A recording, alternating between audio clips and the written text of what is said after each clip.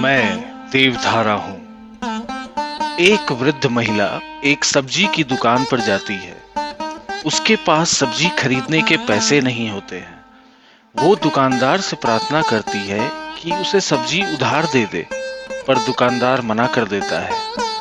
उसके बार बार आग्रह करने पर दुकानदार खींच कर कहता है, तुम्हारे पास कुछ ऐसा है जिसकी कोई कीमत हो तो उसे इस तराजू पर रख दो, मैं उसके वजन के बराबर सब्जी तुम्हें दे दूंगा। वृद्ध महिला कुछ देर सोच में पड़ जाती है, क्योंकि उसके पास ऐसा कुछ भी नहीं था। कुछ देर सोचने के बाद वह एक मुड़ा तुड़ा कागज का टुकड़ा निकालती है और उस पर कुछ लिखकर तराजू पे रख देती है।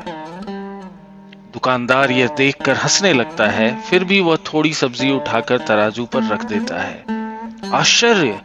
कागज वाला पलड़ा नीचे रहता है और सब्जी वाला ऊपर उठ जाता है। इस तरह वो और सब्जी रखता जाता, पर कागज वाला पलड़ा नीचे नहीं होता। तंग आकर दुकानदार उस कागज को उठाकर पढ़ता है और हैरान रह जाता है।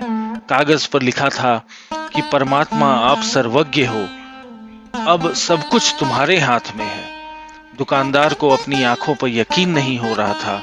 वह उतनी सब्जी वृद्ध महिला को दे देता है।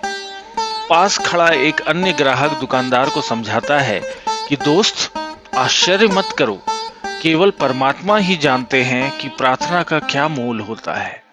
वास्तव में प्रार्थना में बहुत शक्ति होती है, चाहे वो 1 घंटे की हो या 1 मिनट की। यदि सच्चे मन से की जाए तो ईश्वर अवश्य सहायता करते हैं। अक्सर लोगों के पास ये बहाना होता है कि हमारे पास वक्त नहीं है, मगर सच तो यह है कि परमात्मा को याद करने का कोई समय नहीं होता। प्रार्थना के द्वारा मन के विकार दूर होते हैं और एक सकारात्मक ऊर्जा का संचार होता है। जीवन की कठिनाइयों का सामना करने का बल मिलता है। जरूरी नहीं कि कुछ मांगने के लिए ही प्रार्थना की जाए। जो आपके पास है उसका धन्यवाद करना चाहिए। इससे आपके अंदर का अहम नष्ट होगा और कहीं अधिक समर्थ व्यक्तित्व का निर्माण होगा। प्रार्थना करते समय मन को ईर्ष्या, द्वेष, क्रोध, घृणा जैसे विकारों से मुक्त रखें।